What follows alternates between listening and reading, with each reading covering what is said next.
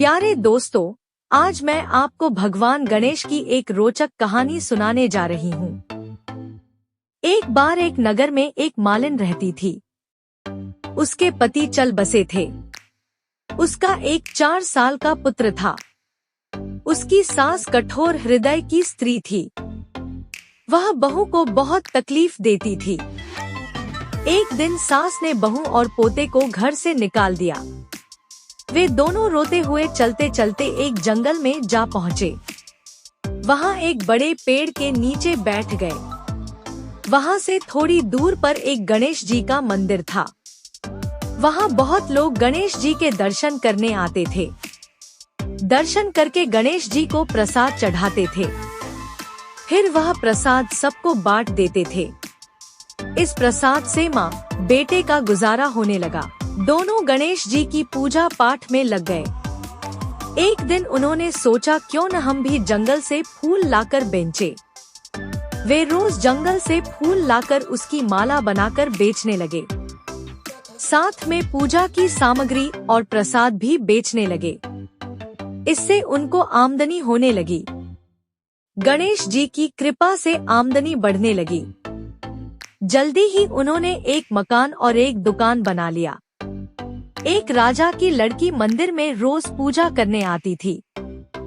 मालिन के बेटे को देखकर राजकुमारी उस पर मोहित हो गई और उससे विवाह करने की सोचने लगी। उसने अपनी भाभी से अपने मन की बात कही। भाभी अनुभवी थी। उसने कहा, यह तो मालिन का बेटा है और तुम एक राजा की बेटी हो। यदि तुमने उससे विवाह किया तो तुम्हारी बहुत बेइज्जती होगी। पर राजकुमारी अपनी बात पर अड़ी रही। उसने कहा, मैंने तो प्रतिज्ञा कर ली है कि उसी से विवाह करूंगी। भाभी ने घर जाकर सारी बात राजा को बता दी। राजा ने मना नहीं किया और विवाह के लिए तैयार हो गए। उन्होंने बड़े धूमधाम से बेटी का विवाह मालिन के बेटे के साथ कर दिया। मालिन ने सबसे पहले बेटे बहू को गणेश जी के मंदिर में ले जाकर पूजा पाठ करवाया और गणेश जी का आशीर्वाद दिलवाया। इसके बाद पूरे नगर में यह बात फैल गई कि गणेश जी की पूजा करने से सब दुख कष्ट दूर हो जाते हैं। यह बात सुनते ही नगर के सभी लोग मंदिर आने लगे। मालिन और उसके बेटे की बिक्री और बढ़ गई। उधर उसकी सास के बुरे दिन आ गए।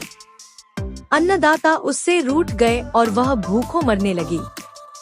एक दिन वह रोती धोती उसी गणेश जी के मंदिर में आ पहुंची।